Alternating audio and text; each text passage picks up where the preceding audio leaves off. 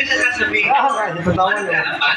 hindi mo muna eh. Yan ang dapat mong gawin. Kaya makinig ka sa akin, if you go to something like this. Gusto mo lumigaya ang inyong buhay. Mananatay, ibigin mo ako.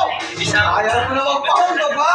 at huwag ang lalaki na iyong pangarap. Ngunit kumakit ko sinabi, hindi lang pagkat-magano ng lalaki ay naglalaro lang ng iyong oras. Papaghirap Ako puntang ng agam mga kapainom ay. Alaga naman sa sandali na ikaw ay walang ibigay, di ba? Kaya umalit na lalaki ang sinabi mo dahil kung hindi, sige ka, puso mo'y mabibiyak. Yung pawalay man ang bakit hindi iiyak. Kamay ka.